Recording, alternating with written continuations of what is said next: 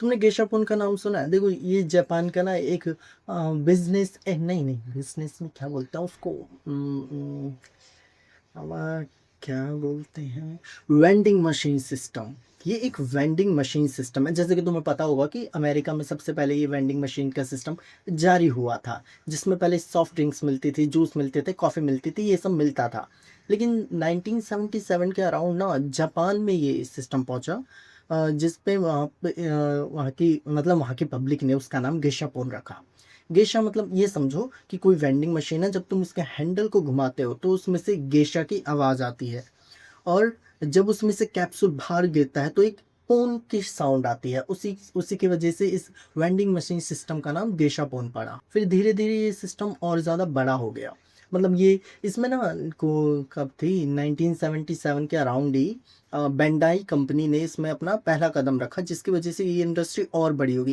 देखो इस कंपनी ने कुछ बदलाव किए थे, जैसे ये सॉफ्ट ड्रिंक्स को हटा के इसमें एनीमे कैरेक्टर्स, कुछ फेमस फिगर्स को कैप्सूल में भर के, प्लास्टिक के कैप्सूल होते हैं उनमें भर के इनको सेल करना शुरू किया, जिस जो ये वेंडिंग मशीन में भरे होते थे। अब ये जो पूरा बिजनेस है ये ना एक तरीके से ह्यूमन के रिपीटेड बिहेवियर पे चलता है। जैसे कि मान लो तुम्हारा कोई फेवरेट कार्टून या एनिमे, तुम उन्हें उनका एक पूरा कलेक्शन बनाना चाहते हो। अब तुम बार बार उस वेंडिंग मशीन में पैसे डालते हो, उसमें से कैप्सूल निकलता है, तुम में क्यूरियोसिटी जगती है कि अब क्या निकलेगा, अब क्या निकलेगा। ये ऐसे ही सिस्टम है कि तुम उसे पूरी तरीके से कलेक्ट करने के लिए एक तरीके से बार बार रिपीट करते हो।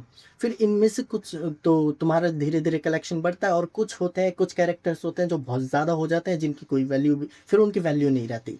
लेकिन एक कैरेक्टर होता है जो रेयर होता है, जो मुश्किल से मिलता है, जो मुश्किल से मिलता है। कोई रेयर कैरेक्टर रख दिया जाता है कैप्सूल में कि वो बहुत कम बनते हैं, जो कैरेक्टर है वो मुश्किल से मिलता है, इसलिए तुम बार बार रिपीट करते हो कि मेरा कलेक्शन पूरा हो जाए। तो इसी रिपीट बिहेवियर पे ये पूरा बिजनेस टिका हुआ है, क्योंकि लोगों में क्यूरियोसिटी जगती है, लोगों को मज़ा आता है, लोगों को एक तरीके से कलेक्ट करने की ना आदत सी बन जाती है। तो ऑफ कोर्स ये गेशापोन जो सिस्टम है वेंडिंग मशीन का, ये जापान के पॉप कल्चर का एक बहुत फेमस हिस्सा है।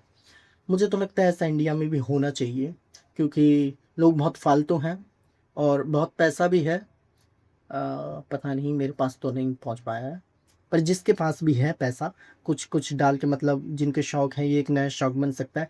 मेरे घर के आसपास वेंडिंग मशीन का तो पता नहीं, ठीक है बहुत सारा है।